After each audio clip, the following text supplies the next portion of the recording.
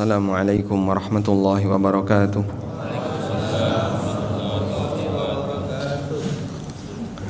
Alhamdulillahi rabbil alamin. Wassalatu wassalamu ala ashrafil mursalin nabiyyina wa maulana Muhammadin wa ala alihi wa sahbihi ajma'in. Wa ashhadu an la ilaha illallah wahdahu la syarikalah wa ashhadu anna Muhammadan abduhu wa rasuluh. Salawatu rabbi wa salamu alaihi wa ala alihi wa ashabihi wa man sara ala nahjihi wa istanna bi sunnatihi ila yaumiddin. Alhamdulillah, puji syukur kita haturkan kehadirat Allah Azza wa Jal. Dialah zat yang memberikan waktu bagi para hamba untuk bisa mengisinya dengan amal saleh. Dalam situasi subuh kemudian terdengar rintik-rintik hujan, baru nyenggol dikit genteng kita. Biasanya semangatnya gimana, Pak? Pengen lanjut tidur. Andaikan kita lihat keluar, kayaknya cuman baru gerimis. Cuman ketika posisi tidur, kelihatannya seperti hujan deras. Penilaian jadi berbeda karena rasa malas. Maka untuk bisa hadir di masjid dalam situasi hujan di waktu subuh, ini sebuah perjuangan yang lebih. Semoga pahala Bapak Ibu dilipat gandakan oleh Allah Subhanahu wa taala. Dan sesaat lagi kita akan ketemu dengan bulan Ramadan. Semoga kita dimudahkan oleh Allah untuk bisa memasuki bulan Ramadan dalam kondisi sehat lahir batin, sehat fisik, sehingga kita bisa beraktivitas di bulan Ramadan tanpa gangguan sakit, dan sehat batin kita diberi semangat untuk bisa melaksanakan ketaatan di bulan Ramadan yang insya Allah nilai pahalanya lebih besar dibandingkan di waktu-waktu selain Ramadan. Karena itu ada satu doa yang barangkali Bapak Ibu rutinkan. Karena sebagian ulama di masa silam mereka merutinkan doa-doa memohon kepada Allah untuk ketemu dengan bulan Ramadan. Di antaranya Yahya bin Abi Katsir pernah menyebutkan, dulu para ulama mereka mohon kepada Allah Subhanahu wa taala, Allahumma ballighni ila Ramadan, Allahumma sallimni ila Ramadan, wa sallim li Ramadana, wa tasallamhu minni mutaqabbala. Ya Allah, selamatkanlah aku hingga ketemu bulan Ramadan. Berikan kesehatan, berikan keselamatan fisik sehingga bisa ketemu dengan bulan Ramadan. Wasallim li Ramadana, dan serahkanlah Ramadan kepadaku. Ramadan diserahkan itu artinya dimudahkan untuk menjalankan ibadah sepanjang Ramadan. Karena banyak orang yang ketemu Ramadan tapi berat rasanya untuk ibadah, sehingga yang lain mungkin sudah khatam tapi dia juz amma aja belum selesai. Yang lain bisa qiyamul lail, tapi dia untuk qiyamul lail terasa berat. Ketika seorang hamba dimudahkan oleh Allah untuk menjalankan ibadah sepanjang Ramadan, seolah-olah Ramadan diserahkan kepadanya. Wa tasallamhu minni mutaqabbala, dan jadikanlah Ramadan itu sebagai amal yang diterima dariku. Ini harapan yang ketiga, agar perjuangan yang kita lakukan ketika bulan Ramadan dijadikan oleh Allah Subhanahu wa taala sebagai bekal kelak di yaumil qiyamah, diterima oleh Allah sebagai amal saleh. Dan kita tahu bahwasanya amal ibadah puasa pahalanya berbeda dengan amal ibadah yang lain. Nabi SAW pernah menyebutkan hadis qudsi. Allah Ta'ala berfirman, kullu amali ibni Adam lahu illa saum fa innahu li. Semua amal Bani Adam itu miliknya kecuali puasa. Puasa itu milikku. Wa ana ajzi bihi, dan aku sendiri yang akan membalasnya. Maksudnya gimana, Pak? Semua amal itu kan milik hamba. Kenapa disebut oleh Allah bahwasanya puasa itu milikku? Ada dua makna di sini. Semua amal Bani Adam miliknya. Makna yang pertama adalah semua amal Bani Adam itu kelihatan. Salat itu kelihatan, bayar zakat itu kelihatan, apalagi haji dan umrah itu kelihatan. Sehingga ada peluang ketika seorang hamba melakukan amal-amal itu, dia diberi pujian oleh orang lain, atau setidaknya punya kesan yang baik di masyarakat. Oh, si A ini rajin sholat, si B rajin umroh, si C dermawan, dan seterusnya.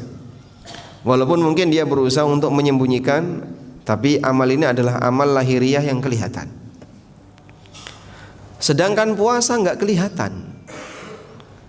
Orang berpuasa, kalau dia tidak pernah bercerita dan tidak ada tanda-tanda kalau dia berpuasa, orang lain tidak akan pernah tahu kalau dia berpuasa. Maka di posisi inilah Allah sebut puasa itu milikku, karena sang hamba tidak mendapatkan tidak nampak pada dirinya satu kegiatan dohir yang bisa dinilai oleh orang lain. Coba Bapak lihat ya, puasa itu ada enggak amalan puasa, amalan tertentu dalam puasa atau kegerakan khusus dalam puasa yang menjadi rukun puasa? Sebutkan gerakan yang jadi rukun puasa. Ada? Kalau sholat, gerakan yang jadi rukun sholat contohnya apa Pak? Gerakan berdiri, ruku, i'tidal, sujud, itu gerakan yang menjadi rukun sholat. Sebutkan bacaan yang menjadi rukun sholat. Takbiratul ihram, kalimat Allahu Akbar, itulah takbiratul ihram, ini rukun sholat. Bacaan Al-Fatihah. Sebutkan bacaan yang menjadi rukun puasa. Bacaan yang jadi rukun puasa. Nawaitu shauma ghadin. Saya pernah tanya orang ya, sebutkan bacaan yang jadi rukun puasa. Dia bilang nawaitu shauma ghadin. Loh, kenapa kok itu rukun? Niat itu kan rukun puasa. Niatnya rukun, melafalkan niat itu bukan rukun. Baik. Jadi kalau kita perhatikan di sini, dalam kegiatan ibadah puasa itu tidak ada gerakan tertentu, tidak ada bacaan tertentu. Terus puasa itu amal apa Pak? Boleh kita sebut amal tanpa amal, itulah puasa. Sebab puasa itu kan yang penting menahan diri, tidak melakukan semua pembatalnya, baik makan, minum, hubungan badan maupun pembatal yang lainnya. Maka definisi puasa adalah al-imsak. Al-imsak itu artinya puasa, menahan diri. Sehingga kalau ada orang yang berpuasa, dia nggak melakukan gerakan apapun, tidak membaca apapun, sah nggak puasanya Pak? Sah. Karena puasa itu tidak ada gerakan khusus, tidak ada bacaan khusus. Baik. Kemudian makna yang kedua, bahwasanya amal Bani Adam itu miliknya, sementara puasa itu milikku. Ini berkaitan dengan masalah balasan. Berkaitan dengan masalah balasan. Karena Allah hendak memberikan balasan yang lebih untuk orang yang berpuasa. Orang yang sholat dilipat gandakan pahalanya 10 kali lipat. Bagaimana dengan mereka yang berpuasa? Allah memberikan jaminan, wa ana ajzi bihi. Aku sendiri yang akan balas. Aku sendiri yang akan memberikan pahala baginya, memberikan balasan baginya. Itu ibarat karyawan ya. Ada 100 karyawan, semuanya digaji by system. Karena digaji by system, sehingga bisa dikendalikan oleh direktur atau oleh manajer. Dah bagian penggajian ini, maka semua karyawan digaji by system. Tapi owner minta, tolong si A itu nanti suruh ketemu saya, biar saya sendiri yang akan gaji. Untuk si A nggak usah digaji pakai sistem, nanti saya sendiri yang akan menggaji si A. Kira-kira gimana Pak? Berarti gajinya si A ini kemungkinan lebih besar dibandingkan yang lain. Karena ownernya memberikan jaminan, biar aku sendiri akan bayari tugasnya si A. Sehingga tidak perlu pakai sistem di perusahaan, tapi dia sendiri yang akan memberikan kepada si A. Itulah nilai dari amal puasa. Karena puasa itu sabar. Inti dari puasa itu sabar. Dan gaji orang yang sabar, pahala bagi orang yang sabar, ditegaskan oleh Allah dalam Al-Quran, Innama yuwaffas sabiruna ajrahum bighairi hisab. Orang yang sabar itu mendapatkan pahala, dipenuhi pahalanya bighairi hisab, tanpa hitungan. Sesuatu kalau masih punya hitungan Pak, berarti kecil Pak. Tapi kalau sudah nggak disebutkan hitungan, berarti nilainya besar. Sehingga kenapa puasa ini Allah kasih jaminan, aku sendiri yang akan memberikan balasan baginya. Allah memberikan pahala bagi orang yang puasa tanpa hitungan. Sebab puasa itu amal sabar. Innama yuwaffas sabiruna ajrahum bighairi hisab. Sesungguhnya orang-orang yang sabar akan dipenuhi pahalanya bighairi hisabin, tanpa hitungan. Karena itulah Nabi SAW menyebut bulan Ramadan sebagai bulan sabar. Dalam sebuah hadis yang diriwayatkan oleh Imam Ahmad dari Mujibah Al-Bahiliyah, bahwasanya paman beliau ini pernah ketemu Rasulullah SAW, dan Nabi SAW ketika itu nggak kenal. Lalu lelaki ini memperkenalkan diri, ya Rasulullah, ata'rifuni? Ya Rasulullah, Anda kenal aku? Loh, kamu siapa? Ana Al-Bahili, aku adalah Al-Bahili, seorang lelaki dari suku Al-Bahili. Loh, kenapa kok penampilanmu berubah, makin kurus, kering, gak seger kayak dulu? Akhirnya dia cerita, ya Rasulullah, jadi dia pernah ketemu Nabi SAW setahun yang lalu. Setahun berikutnya dia ketemu Rasulullah SAW dalam posisi Nabi SAW itu pangling. Sehingga sampai Al-Bahili ini memperkenalkan diri, aku sudah pernah ketemu Anda setahun yang lalu dari Al-Bahili. Loh, kenapa kok kamu seperti ini? Dia cerita, ya Rasulullah, sejak saya meninggalkan Anda, saya berpuasa setiap hari. Lalu Nabi SAW mengatakan, la shoma liman shomad dahar. Tidak ada puasa bagi orang yang puasa tiap hari. Karena kalau puasa tiap hari pasti nanti akan nabrak hari-hari larangan. Hari larangan berpuasa apa saja Pak? Idul Fitri, Idul Adha, hari Tasyrik, 5 hari di mana kita dilarang untuk berpuasa. Nah, orang ini puasa tiap hari, dilarang oleh Nabi sallallahu alaihi wasallam. Lalu beliau memberikan saran, sum syahras sabri wa yauman min kulli syahr. Berpuasalah di bulan sabar dan 1 hari di selain bulan sabar. Bulan sabar itu bulan apa? Ramadan. Nabi SAW menyebut Ramadan dengan bulan sabar karena kegiatan utama di bulan Ramadan adalah puasa, yang amal puasa itu bentuknya sabar. Meninggalkan itu butuh sabar. Baik.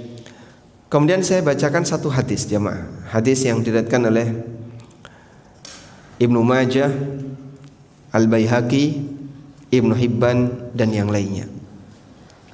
Dari sahabat Talha bin Ubaidillah radhiyallahu anhu. Apa keistimewaan Talha? Termasuk di antara sahabat yang dijamin masuk surga. Di antara sahabat yang al-mubasysyaruna bil jannah, yang dijamin masuk surga. Talha bercerita, anna rajulaini qadima ala Rasulillah sallallahu alaihi wasallam wa kana islamuhuma jami'a. Ada 2 orang yang mendatangi Nabi sallallahu alaihi wasallam lalu masuk Islam bareng-bareng. Masuk Islamnya sama. Wa kana ahaduhuma ashadda ijtihadan min sahibihi. Yang satu lebih rajin ibadah daripada yang kedua. Anggaplah si A, namanya si A dan si B. Di hadis ini kan tidak disebutkan namanya. Anggaplah yang pertama namanya si A, yang kedua namanya si B. Si A ini lebih rajin ibadah daripada si B. Kemudian faghazal mujtahidu minhuma fastushhida. Si A ikut dalam peristiwa perang dan mati syahid. Wa makatsal akharu ba'dahu sanatan. Sementara si B bertahan hidup 1 tahun pasca wafatnya si A. Tsumma tuwfiya, kemudian si B ini meninggal dunia. Lalu Talha bercerita, fara'aitu fima yaran naim ka'anni inda babil jannah. Kemudian aku bermimpi seperti aku berada di depan pintu surga, dan aku dibersamai oleh A dan B. Lalu keluarlah petugas surga, penjaga surga. Dia mempersilahkan B untuk masuk surga duluan. Setelah itu dia keluar lagi, lalu mempersilahkan A, fa'adzina lilladzi istusyhida. Kemudian mempersilahkan A untuk masuk surga. Lalu kemudian keluar lagi dan mengatakan, irji fa innahu lam ya'ni laka ba'du. Kamu wahai Talha, silahkan pulang karena kau belum waktunya. Talha pulang, bangun tidur. Lalu Talha menceritakan mimpi ini kepada para sahabatnya, para sahabat yang lain. Fa'ajibu dzalika, mereka pun terheran karena ini berita yang aneh sampai jadi berita viral hingga terdengar di telinga Rasulullah sallallahu alaihi wasallam. Akhirnya Nabi sallallahu alaihi wasallam tanya kepada mereka, min ayyi dzalika ta'jabun, apa yang membuat kalian terheran? Qalu, kemudian mereka mengatakan, ya Rasulullah, hadza kana ashadda ijtihadan thumma istushhida fi sabilillah wa dakhala hadzal jannata qablah. Ya Rasulullah, si A ini lebih rajin ibadah, si A ini mati syahid, tapi kenapa si B masuk surga duluan dibandingkan si A? Apa kata Nabi SAW? Alaysa qad makatha hadza ba'dahu sanatan. Bukankah si B ini bertahan hidup setahun pasca wafatnya si A? Bala ya Rasulullah, betul ya Rasulullah. Alaysa hadza adraka Ramadan fasama. Bukankah si B ini ketemu Ramadan dan dia puasa ketika itu? Betul ya Rasulullah. Wa qad shalla kadza wa kadza sajdatan fi sana, dan dia melakukan salat sekian rakaat dalam waktu setahun. Betul ya Rasulullah. Lalu kata Nabi sallallahu alaihi wasallam, fama bainahuma ab'ada minas sama'i wal ard. Jarak antara keduanya lebih jauh daripada langit dan bumi. Jika satu Ramadan, ini kan cuma satu Ramadan, selisihnya berapa tadi? Setahun. Setahun itu ketemu Ramadan berapa kali? Jika satu Ramadan dengan sekian sholat bisa mengalahkan orang yang mati syahid, bisa mengalahkan derajat orang yang mati syahid. Itu pun derajatnya lebih tinggi daripada langit dan bumi. Si B dipersilahkan masuk surga duluan, ditempatkan di surga dengan derajat yang lebih tinggi. Si A masuk surga lebih belakang daripada si B, berada di surga yang lebih rendah. Padahal si A mati syahid dan si A rajin ibadah. Sehingga Anda bisa lihat di sini perbandingan antara yang ketemu Ramadan dengan yang tidak ketemu Ramadan seperti ini. Si A kemungkinan tidak ketemu Ramadan, sehingga dia masuk Islam, rajin ibadah, jihad, meninggal. Si B biasa saja, tidak ikut jihad, dan beliau ketemu Ramadan, tapi dia bisa mendapatkan derajat yang jauh lebih tinggi. Kalau satu Ramadan bisa seperti ini, bagaimana dengan banyak Ramadan? Ini jika Ramadannya berkualitas. Tapi kalau Ramadannya nggak berkualitas, berpuluh-puluh Ramadan, Masya Allah. Usia berapa Pak? 68. Sudah ketemu Ramadan berapa tahun? 68 tahun. Masya Allah. Berarti sejak lahir sudah puasa ya. Ketemu Ramadan 68 tahun, puasa Ramadan mungkin setelah usia sekian tahun. Baik, kita pernah ketemu Ramadan berkali-kali. Yang jadi pertanyaan, kira-kira Ramadan kita bisa nggak menaikkan derajat seperti tadi Pak? Karena kalau Ramadannya tidak berkualitas, bisa jadi keluar Ramadan masih bawa dosa. Sebagaimana yang disebutkan dalam hadis riwayat Ahmad, Nabi SAW pernah turun mimbar sambil mengucapkan amin, amin, amin. Akhirnya para sahabat bertanya, ya Rasulullah, Mengapa Anda mengucapkan amin sebanyak 3 kali? Kemudian Nabi SAW menyebutkan, Jibril berdoa di dekatku dengan 3 doa. Salah satunya, raghma anfu rajulin dakhala alaihi Ramadan thumma salakha minhu wa lam yughfar lahu. Celakalah orang yang ketemu bulan Ramadan sampai Ramadan itu selesai, dosanya belum diampuni. Berarti selama 1 bulan ini dia melakukan maksiat, sehingga bisa jadi selesai Ramadan dosanya bukannya berkurang tapi malah bertambah. Pada Ramadan bisa nggak Pak jadi kafarah dosa? Bisa. Seperti dalam hadis riwayat Bukhari Muslim, Nabi SAW pernah mengatakan, as-salawatul khams wal jum'ah ilal jum'ah wa ramadan ila ramadana mukaffiratun lima bainahun. Antar sholat 5 waktu, antar jumatan ke jumatan berikutnya, Ramadan ke Ramadan berikutnya, bisa jadi kafarah untuk dosa-dosa yang dilakukan oleh hamba. Majtunibatil kabair, sepanjang dosa besar dijauhi. Tapi ada orang yang dia gagal ketika puasa Ramadan, sehingga saat Ramadan masih rajin berbuat maksiat. Selesai Ramadan bukannya dosanya berkurang, tapi dosanya bertambah, sehingga gak ada nilainya puasa Ramadan yang dia lakukan. Dan mohon dipahami seperti ini ya, puasa itu ibadah ritual. Meninggalkan maksiat itu ibadah taat aturan. Dan ibadah ritual tidak ada nilainya jika orangnya tidak taat aturan. Ibadah ritual gak ada nilainya kalau orangnya tidak taat aturan. Karena itu puasa sambil bermaksiat berarti dia ibadah ritual sambil melanggar aturan. Maka ibadah ritualnya dianulir, dicoret.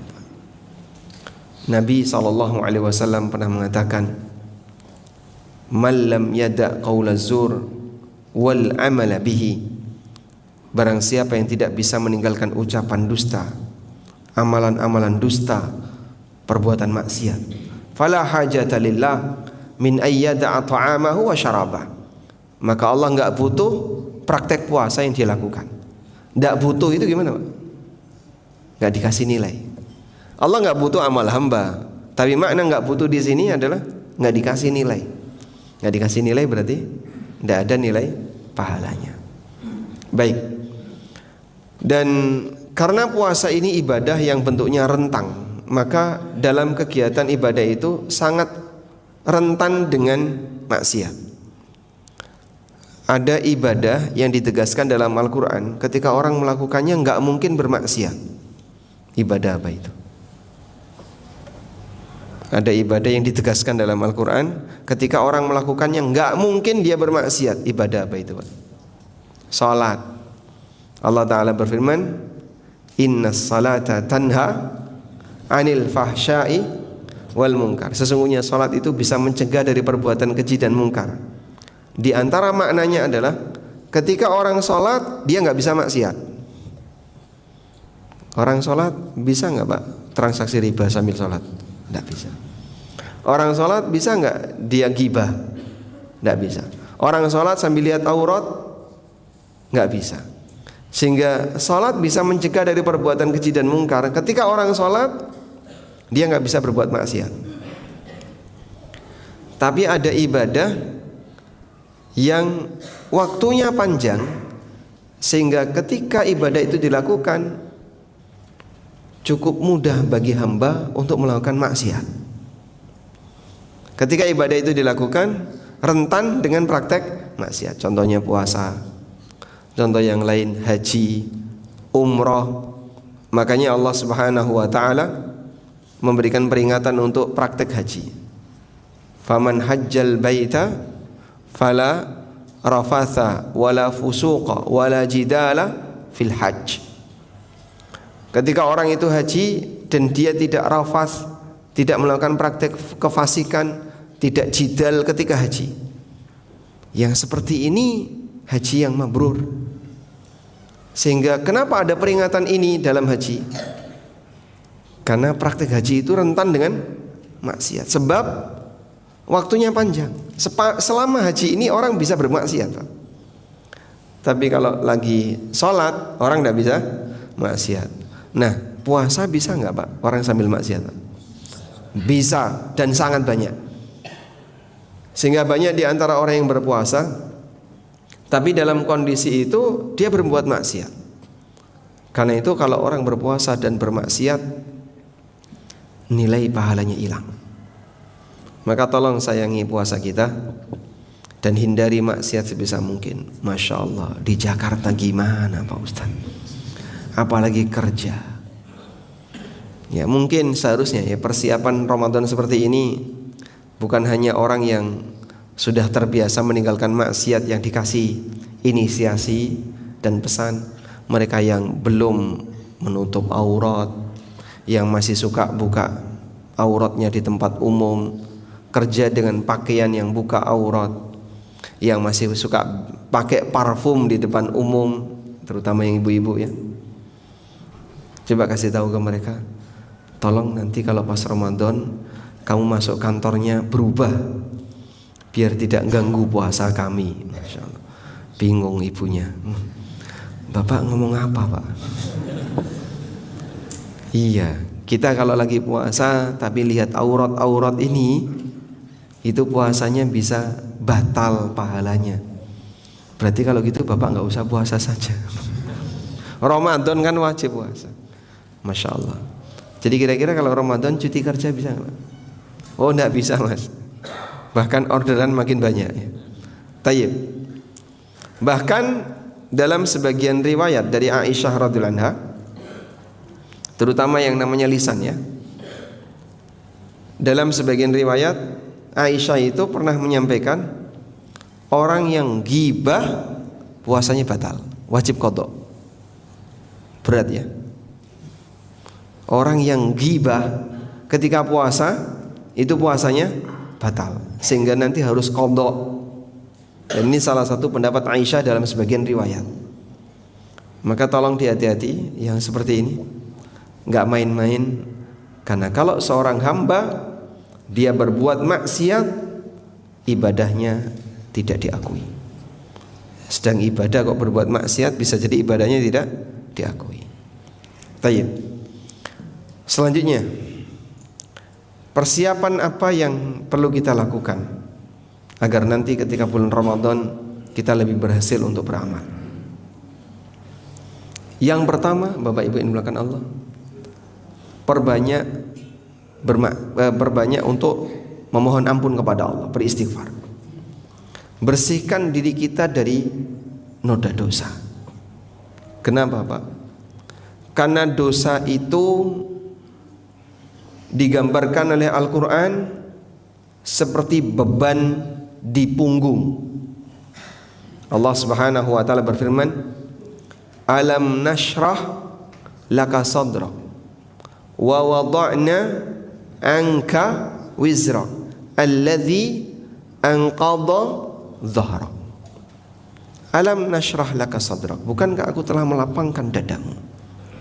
Wa wada'na anka wizrak, dan kami telah melepaskan dosamu. Lalu kata Allah, alladzi anqadha dhahrak, yang dosa itu menjadi beban di punggungmu. Ayat ini bercerita tentang Nabi sallallahu alaihi wasallam. Dosanya Nabi ada enggak, Pak? Dosanya Nabi Muhammad sallallahu alaihi wasallam. Beliau maksum.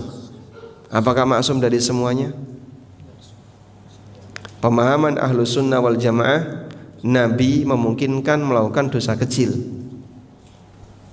tapi mereka maksum dari dosa besar. Sehingga dosanya Nabi Muhammad SAW, dosa-dosa kecil, jumlahnya sedikit, itu pun jarang, dan sudah dijamin oleh Allah diampuni. Makanya beliau diperintahkan oleh Allah Ta'ala untuk istighfar. Fa'lam annahu la ilaha illallah wastaghfir li dzambika walil mu'minin. Allah Subhanahu wa taala perintahkan kepada nabinya sallallahu alaihi wasallam, fa'lam annahu la ilaha illallah, ketahuilah bahwasanya la ilaha illallah, wastaghfir li dzambik, dan mintalah ampunan untuk dosamu, walil mu'minin, dan untuk orang-orang yang beriman. Jadi beliau punya kesalahan, punya dosa kecil. Baik, disebut oleh Allah alladzi anqadha dhahrak, dosamu itu jadi beban di punggungmu. Kalau seorang nabi yang dosanya sedikit, kecil dan jarang, disebut oleh Allah dosa itu jadi punggung, jadi beban di punggung beliau, bagaimana dengan kita? Nah, di posisi ketika seorang hamba dosanya banyak sehingga jadi beban berat di punggungnya, inilah yang menjadi penyebab kenapa orang itu malas ketika ibadah. Rasanya berat sekali. Karena apa? Beban dosa. Ibnu Qayyim rahimahullah pernah memberikan penjelasan tentang ayat ini. Ketika manusia beribadah itu seperti dia melakukan perjalanan menuju Allah. Seperti dia melakukan perjalanan menuju Allah. Dan seorang hamba yang melakukan perjalanan menuju Allah akan terasa ringan kalau dia nggak punya beban. Sebaliknya akan terasa sangat berat ketika yang bersangkutan punya banyak beban. Beban itu adalah dosa. Maka kalau kita berusaha untuk membersihkan dosa-dosa kita sebelum Ramadan, harapannya nanti ketika Ramadan lebih ringan untuk melakukan kegiatan ibadah. Harapannya ketika Ramadan bisa lebih ringan ketika melakukan ibadah, sehingga beban dosa itu tidak ada. Baik, ditambah lagi jemaah, pada posisi ketika seorang hamba banyak melakukan perbuatan dosa yang itu mengundang murka dan marahnya Allah, sehingga Allah tidak ridho kepadanya, maka itu akan membuat dia jadi malas untuk melakukan ketaatan. Allah Subhanahu wa ta'ala berfirman menceritakan tentang kondisi orang munafik. Walau aradul khuruja la'addu lahu uddatan walakin karihallahum bi'athahum fathabbatahum wa qila qa'udu ma'al qa'idin. Walau aradul khuruja, kalau orang munafik itu serius mau ikut jihad, la'addu lahu uddatan, seharusnya dia mempersiapkan diri. Tapi dia sengaja enggak mempersiapkan diri. Walakin karihallahum bi'athahum. Bapak garis bawahi kalimat ini. Walakin karihallahum bi'athahum fathabbatahum. Tapi Allah enggak suka orang ini ikut berangkat bersama dengan para sahabat, fathabbatahum, sehingga Allah membuat mereka malas untuk berangkat. Sabbata, membuat rasanya berat, mager, jadi malas gerak untuk melakukan kegiatan ketaatan. Wa qila qa'udu ma'al qa'idin, duduk saja bapak bersama dengan yang lain yang enggak berkegiatan. Jadi penyebab kenapa seorang hamba itu malas bergerak untuk ibadah apa? Walakin karihallahum bi'athahum, Allah benci dia, Allah enggak suka sama dia. Ketika Allah enggak suka sama dia, Allah buat dia ini malas bergerak. Makanya orang yang beribadah kepada Allah ini sejatinya dia sedang melakukan perjalanan menuju Allah. Rombongan ini bergerak menuju Allah, walaupun tidak satu tempat. Ada yang di Mekah, ada yang di Madinah, ada yang di kota A, kota B, kota C, ada yang di Jakarta. Semuanya beribadah kepada Allah. Yang beribadah ini sedang melakukan perjalanan menuju Allah dengan momentum yang sama, meskipun mereka tidak berada di tempat yang sama, tapi aktivitasnya sama. Loh, kok kamu nggak ikut? Nggak tahu, saya tuh malas sekali. Wah, jangan-jangan Allah nggak suka sama kamu sehingga Allah buat kamu itu malas, maka kau tidak diikutkan bersama rombongan orang soleh yang sedang bergerak menuju Allah. Kau tidak diikutkan bersama rombongan orang soleh yang sedang bergerak menuju Allah Subhanahu wa ta'ala. Maka Bapak Ibu, berusahalah untuk menghindari maksiat sebisa mungkin, terutama di bulan Sya'ban seperti ini. Karena seorang hamba ketika dirinya banyak dosa, berlumur dosa, ini mengundang murka Allah, dan itu akan membuat dia jadi semakin malas untuk beribadah. Allah nggak suka sama dia, sehingga dia berat untuk berikut bersama rombongan orang-orang yang sedang taat. Amal kita mungkin tidak bisa sebanding dengan mereka yang ada di tanah suci. Aku nggak bisa tawaf, aku nggak bisa qiyamul lail di tanah suci bersama imam yang bacaannya 1 juz tiap malam. Di sini berapa juz? Tiap malam? Nggak pakai juz, masya Allah. Sehingga selesai sholat langsung pulang ya. Air minumnya air putih aja, nggak jus. Sehingga waktu ibadah kita lebih pendek.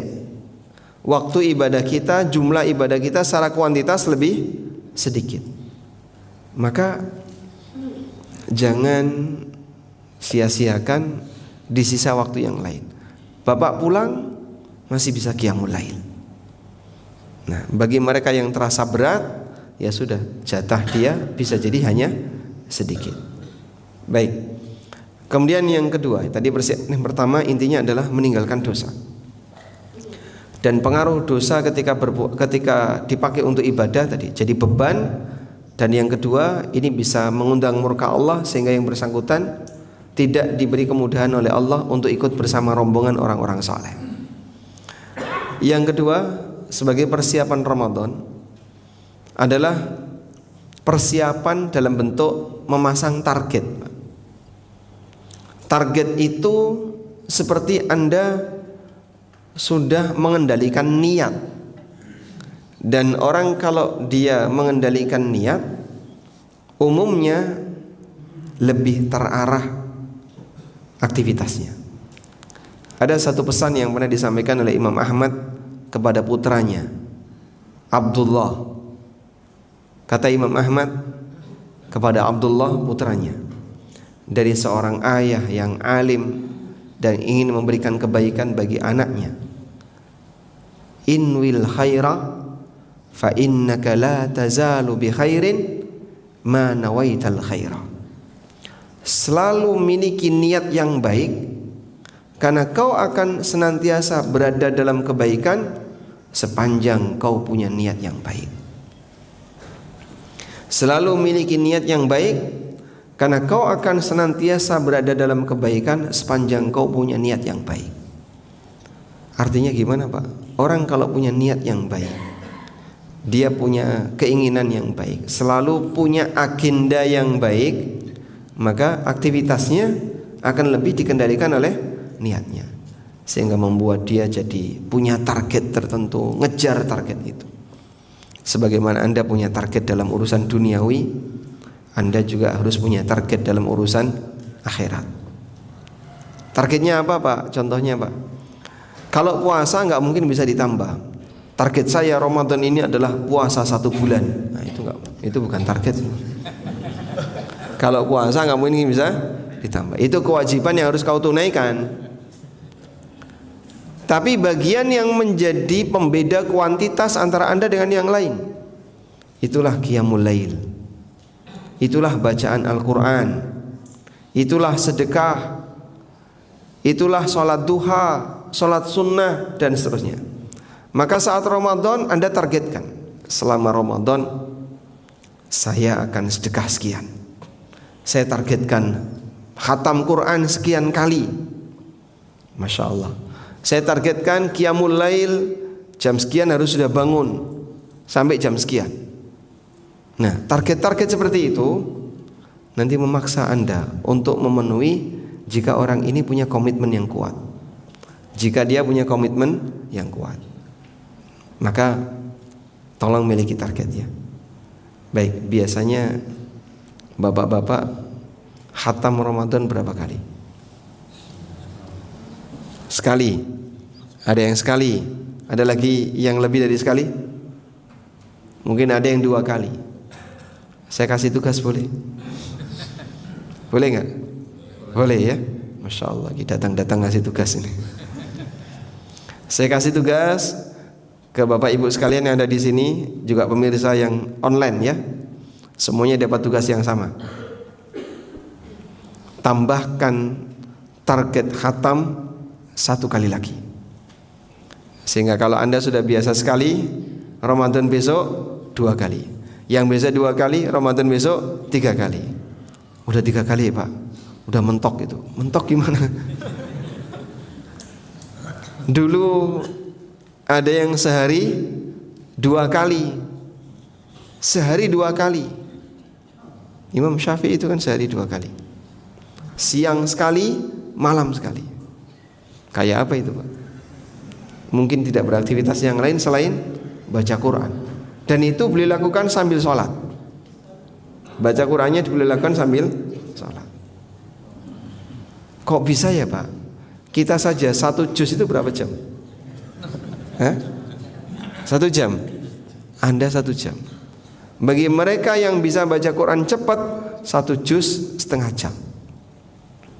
Bapak lihat bacaannya Syekh Suraim. Baca Syekh Suraim ya, cepat ya.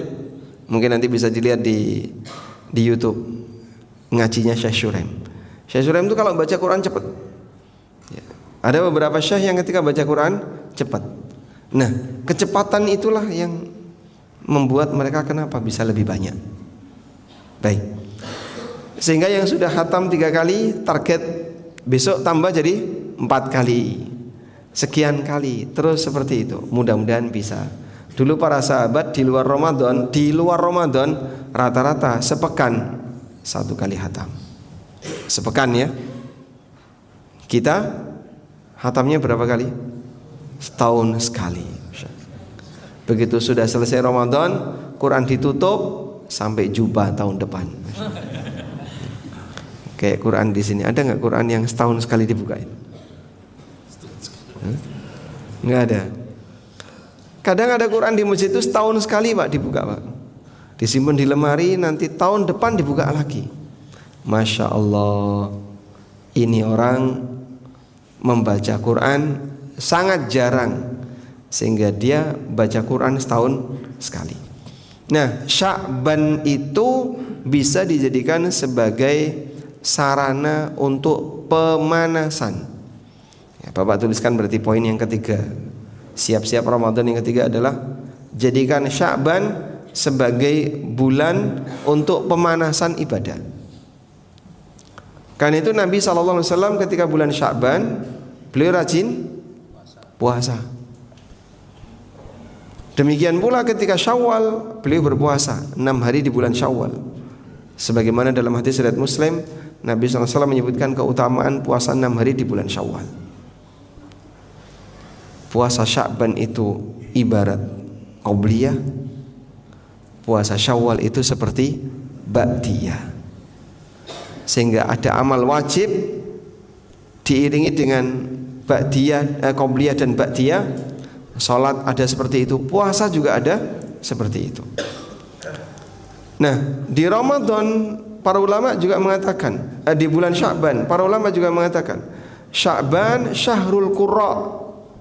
Sya'ban syahrul qurra. Al-qurra itu apa?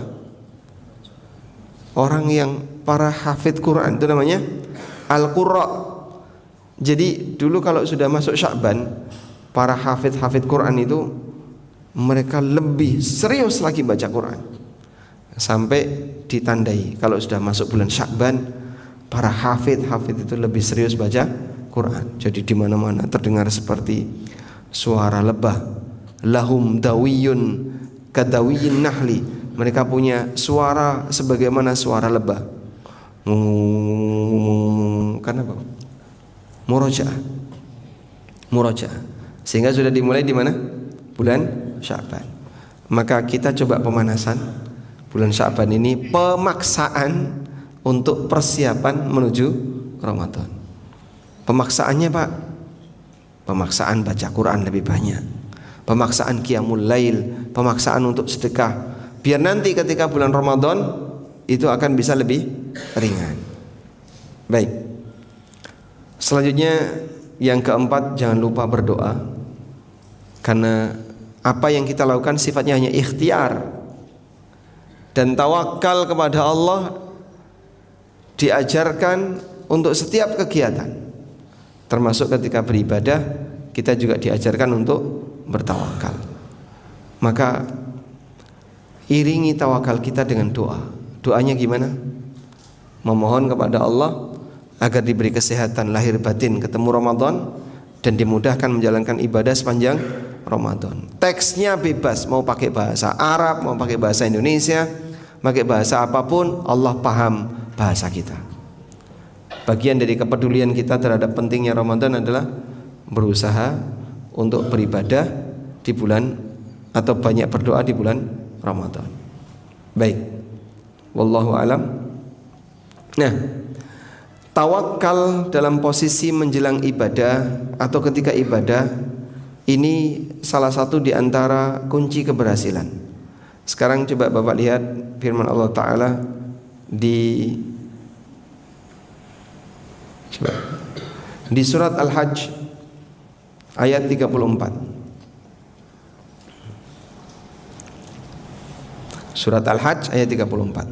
Di bagian dari surat Al-Hajj ayat 34 bagian akhir Allah mengatakan wa basyiril mukhbitin, berikanlah kabar gembira bagi al-mukhbitun. Wa basyiril mukhbitin, berikanlah kabar gembira bagi al-mukhbitun. Siapakah al-mukhbitun? Alladzina idza dzukirallahu wajilat qulubuhum was-sabirina 'ala ma asabahum, orang yang apabila nama Allah disebutkan tersentuh hatinya. Al-mukhbitun itu dari kata khobat yang artinya rendah. Al-mukhbitun berarti tawadhu di hadapan Allah ketika ibadah. Saya ulangi, al-mukhbitun artinya apa? Tawadhu di hadapan Allah ketika ibadah. Bentuk tawadhu ketika ibadah itu gimana, Pak?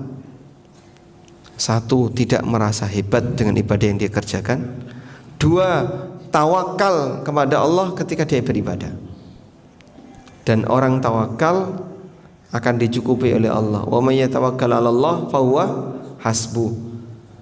Sehingga Anda tawakal ketika puasa. Aku bertawakal kepada Allah. Aku bertawakal kepada Allah. Semoga aku diberi keberhasilan untuk puasa. Orang tawakal kepada Allah, aku bertawakal kepada Allah, semoga Allah memberikan kepadaku pahala dari puasaku. Karena ketika kita mencari dunia, kita diajarkan tawakal, cari akhirat juga perlu tawakal. Wallahu alam. Baik, walhamdulillah sekarang jam 6.00 persis. Semoga Allah Subhanahu wa taala memberkahi apa yang kita pelajari. Ada yang mau disampaikan? Kami persilakan.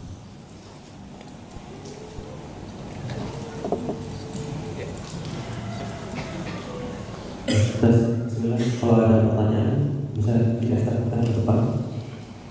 Yang akhwat insya Allah ada panitianya, nanti bisa dibantu diambilkan.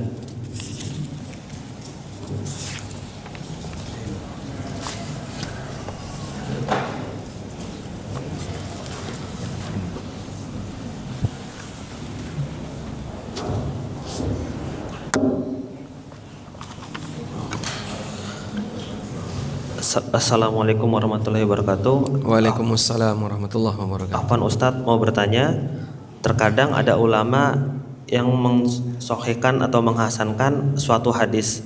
Di sisi lain ada ulama yang mendhaifkan hadis itu. Misalnya hadis zikir masuk pasar dan sholat syuruk.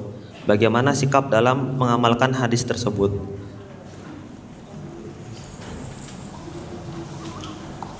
Salat sunnah sebaiknya dikerjakan di masjid atau di rumah.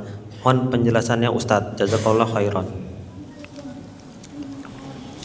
Baik, bagian dari ranah ikhtilaf yang terjadi di kalangan para ulama adalah validitas hadis atau riwayat atau asar.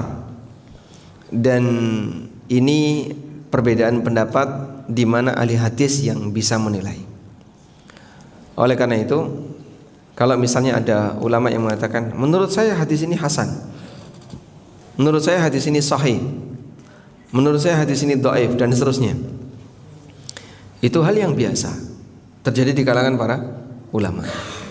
Nah, kita tidak punya keahlian di bidang ilmu seperti ini. Kira-kira kalau kita sebagai masyarakat umum, apa yang perlu kita lakukan? Pertama, perbedaan ini posisi kita hanya pengikut, hanya bisa melihat si A, si B, si C mereka sedang berbeda pendapat dalam menilai hadis, saya hanya bisa ngikuti. Nah, masalahnya kita nggak memahami pertimbangan masing-masing. Sehingga kalau saya disuruh baca penjelasan Syekh Fulan, Syekh A, kenapa beliau mensahihkan hadis, nggak paham saya Pak. Rijal ya apa rijal.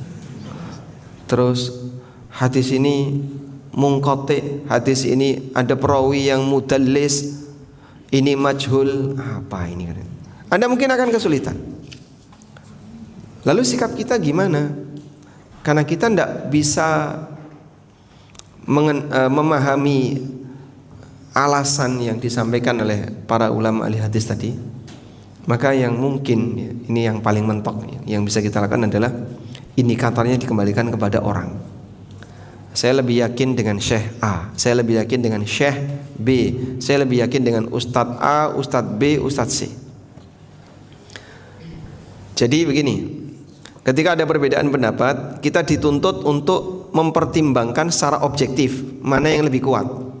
Secara objektif nggak bisa, maka pilihannya subjektif. Nah, subjektif itu dengan melihat menurut saya ini lebih ahli, menurut saya ini lebih terbiasa memahami atau sudah lama memahami bidang ilmu itu. Beliau fokus di bagian ini. Nah, insya Allah kewajiban kita sudah selesai sampai di situ. Karena kita tidak tahu menilai hadis ini gimana, yang benar yang mana antara ini sama ini. Ada? Selanjutnya. Terus ketika kita sudah mengambil salah satu pendapat tadi, menurut saya lebih condong mengatakan ini hasan. Berikutnya Anda boleh mengamalkan itu. Tanpa harus mencela yang mengatakan itu dhaif. Dan sebaliknya, ketika Anda menilai menurut saya ini dhaif, berarti Anda tidak perlu mengamalkan isi dari hadis itu tanpa harus mencela yang menilai hadis itu hasan. Baik. Ketika ada perbedaan pendapat, membenarkan dan menyalahkan boleh atau tidak? Menyalahkan pendapat yang berbeda boleh atau tidak? Misalnya ada 3 pendapat A, B, C. Saya meyakini pendapat A yang benar. Boleh nggak kita menyalahkan pendapat B dan C? Hah? Boleh tapi tidak diucapkan. Hah? Menyalahkan boleh.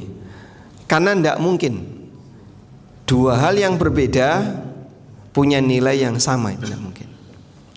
Konsekuensinya ketika Bapak menilai A benar, berarti itu sama dengan B salah. Gitu ya. Yang nggak boleh apa Pak? Caci maki yang nggak boleh. Kalau kita menyalahkan, menurut saya pendapat kamu salah. Yaitu konsekuensi ketika saya meyakini pendapat saya benar. Tapi kalau mencaci maki, apa pendapat ini? Misalnya mohon maaf ya, kata-kata sesat, bid'ah, terus apa lagi? Menyimpang, keluar dari ahlu sunnah, neraka. Nah yang seperti ini tidak boleh kamu mencaci maki kalau sampai tingkat seperti ini. Tapi kalau kau mengatakan menurut saya pendapat kamu salah, itu sah-sah saja. Imam Syafi'i pernah mengatakan, qauli sawabun yahtamilul khata' wa qawlu ghairi khata'un yahtamilus sawab. Cara beliau memahamkan orang terkait perbedaan pendapat. Imam Syafi'i mengatakan, pendapatku benar tapi punya peluang salah. Pendapat orang lain salah dan punya peluang benar. Karena ini sifatnya istihadiyah. Sehingga menurutku ini benar, maka saya yakin ini benar. Konsekuensinya berarti pendapat yang lain salah. Tapi tidak ada caci maki. Nah, cuman kadang orang yang kurang bisa memahami berkaitan dengan fikih ikhtilaf, ketika disalahkan lalu dia bilang sok suci kamu, ngapling surga, terus apa lagi, bau surga dan seterusnya. Jangan benar sendiri, bukan benar sendiri. Aku kan boleh mengambil salah satu pendapat. Ya jangan nyalahkan orang lain, bukan nyalahkan orang lain. Ketika dia tidak sependapat dengan aku, saya nilai itu salah, tapi saya tidak caci maki. Beda antara caci maki dengan menyalahkan pendapat orang. Justru yang caci maki itu, sok suci itu caci maki ya. Disebut apa? Sok suci. Baik. Selanjutnya, mana yang lebih baik, sholat sunnah di rumah atau di masjid? Tergantung. Tergantung apa, Pak? Coba lihat ini. Kalau Anda sholat sunnah di rumah, konsekuensinya ketinggalan takbiratul ihram imam. Kalau sholat sunnah di masjid, insya Allah bisa dapat shaf pertama dan tidak ketinggalan takbiratul ihram imam. Lebih baik mana? Sholat sunnah di rumah atau di masjid? Di masjid. Kenapa? Agar nanti sholat wajibnya lebih sempurna. Karena dapat takbiratul ihram imam dan rakaat pertama. Tapi Pak, katanya sholat sunnah yang paling bagus di rumah. Iya. Lah saya pengen sholat sunnah di rumah. Caranya gimana biar tidak telat, tidak ketinggalan takbiratul ihram imam? Gampang caranya Mas. Gimana Ustaz? Kamu jadi imam. Jadi kau bisa sholat sunnah di rumah dan kau jadi imam, nggak mungkin kan ditinggal. Kemudian yang kedua, jika Anda tidak ketinggalan takbiratul ihram atau tidak ketinggalan shaf pertama dan tidak ada kaitannya dengan harus mengejar sholat wajib, maka sholat sunnah lebih baik di rumah. Contohnya sholat ba'diyah. Sholat ba'diyah kan nggak mungkin ketinggalan takbiratul ihram imam ya. Sehingga selesai sholat wajib di masjid, Anda sholat ba'diyah di rumah. Dan ini yang ditekankan oleh Nabi sallallahu alaihi wasallam. Afdalu salatil mar'i fi baitihi illal maktubah.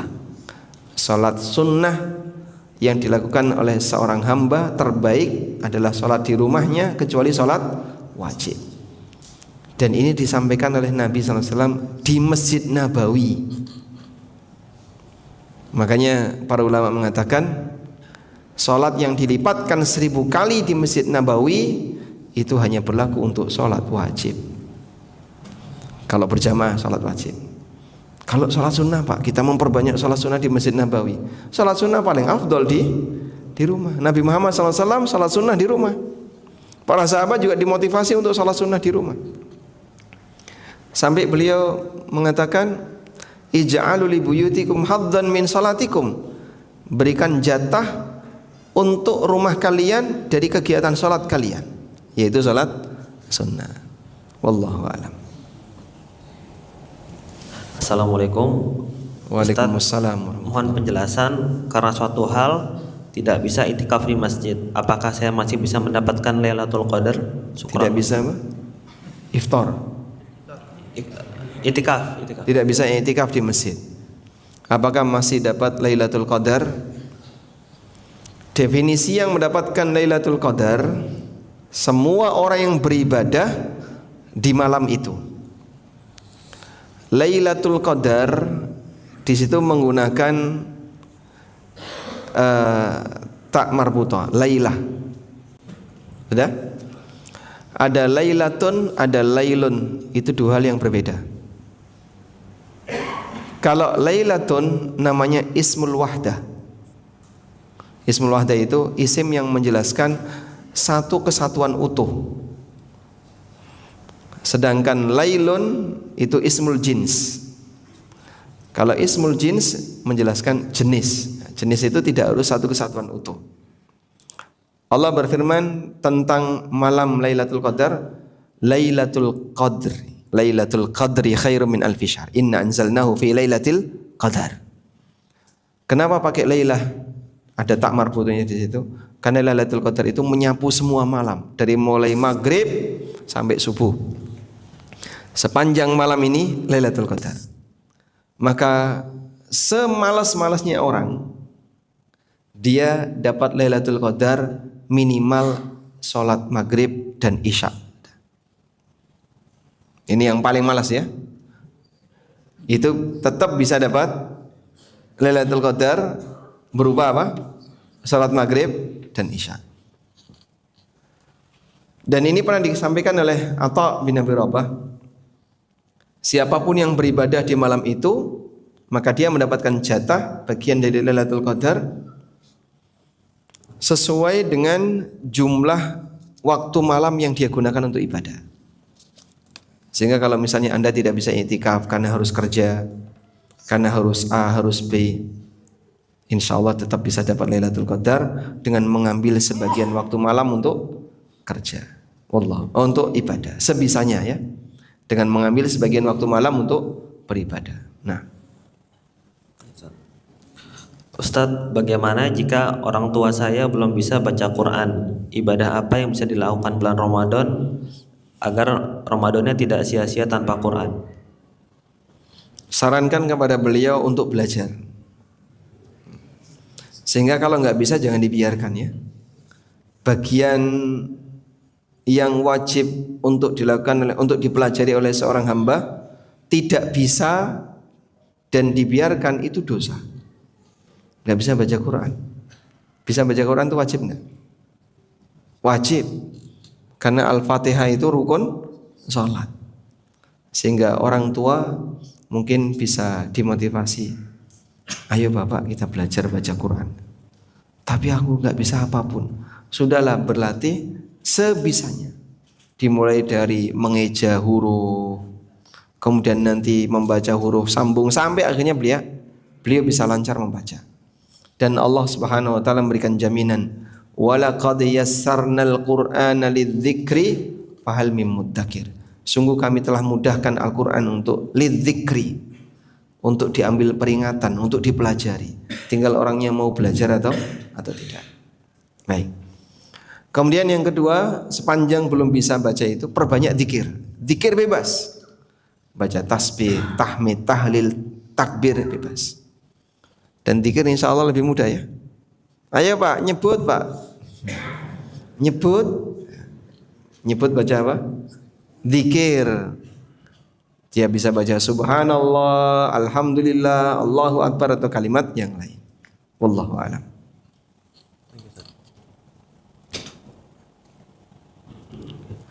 Bismillah, izin bertanya Ustadz, dikatakan jika saat puasa melakukan maksiat maka bisa menjadikan puasanya tidak bernilai. Lantas bagaimana dengan hadis bahwa setiap Bani Adam pasti melakukan kesalahan? Ya. Kullu Bani Adam khata'. Semua Bani Adam pasti melakukan kesalahan sepanjang hidupnya, bukan di momen tertentu. Sehingga bisa enggak orang menghindari dosa sebisa mungkin ketika sedang Ramadan? Bisa. Kalau dulu para ulama mereka menghindari maksiat dengan dua cara. Satu, mendekam di rumah. Dua, mendekam di masjid. Shelter bagi mukmin adalah rumah atau masjid. Seperti yang disebutkan oleh Ibnu Muflih dalam Al-Adab Asy-Syar'iyyah. Dulu para ulama mereka kalau puasa itu banyak di masjid dan mereka mengatakan nahfadzu siyamana, kami menjaga puasa-puasa kami. Sehingga puasa akan terasa lebih aman ketika orangnya di masjid. Coba Bapak kalau di dalam masjid seperti ini, carikan gambar aurat. Ada? Di sini ada gambar aurat di dalam masjid ini. Anda tengok kanan kiri, tidak ada Pak. Aman. Sehingga yang ada di sini aman. Yang kedua, bisa nggak transaksi riba di masjid? Sama siapa Pak? Anda akan terhalangi untuk banyak berbuat maksiat ketika berada di masjid. Ini salah satu di antara cara bagi seorang hamba untuk mengamankan diri agar tidak maksiat. Yang kedua, mendekam di rumah. Abu Darda pernah mengatakan, ni'ma saumatul rajul baituhu yamna'uhu min maksiatillah. Sebaik-baik tempat ibadah seorang muslim adalah rumahnya, karena rumah itu menghalangi orang dari maksiat. Sehingga kalau di masjid dia mungkin bisa fokus ibadah. Di masjid mau buka apa-apa itu kan malu Pak ya. Sekarang kalau di rumah orang masih bisa banyak maksiat. Lebih besar mana potensi maksiat di rumah atau di luar rumah? Di rumah. Berarti kuotanya banyak ya. Internetnya lancar. Ya. Di luar rumah seharusnya potensi maksiatnya lebih besar. Di dalam rumah lebih kecil. Tapi sekarang mungkin sama saja. Makanya hindari singgungan dengan potensi-potensi maksiat itu. Semoga bisa mengurangi kualitas maksiat dan derajat maksiat yang kita lakukan. Nah, cukup? Ada lagi? Ustadz, bolehkah doa Lailatul Qadar dibaca setiap hari bahkan di luar bulan Ramadan? Doa Lailatul Qadar. Apa yang dibaca ketika Lailatul Qadar? Allahumma innaka afuwun tuhibbul afwa fa'fu anni. Bolehkah dibaca di luar Ramadan? Insya Allah secara makna boleh. Jadi ada lafal yang dia menjadi syiar untuk kegiatan amalan tertentu. Nah, yang seperti ini tidak boleh dilakukan di tempat yang lain. Ada orang misalnya berangkat dari rumah menuju masjid, setelah dia mendengar adzan, labbaik Allahumma labbaik, labbaik la syarika laka labbaik. Loh, kenapa Pak? Aku sambut panggilanmu ya Allah, aku sambut panggilan. Sambil jalan menuju masjid. Boleh enggak?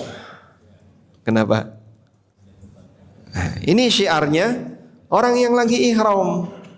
Bukan semua orang yang datang ke masjid. Kalau datang ke masjid bacaannya apa? Bukan itu. Tapi dia minta cahaya dari Allah Subhanahu wa taala.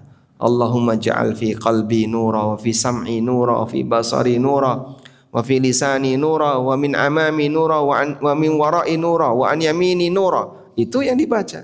Minta cahaya sepanjang perjalanan menuju masjid. Contoh yang lain, takbiran. Takbiran itu syiar kapan? Ketika hari raya.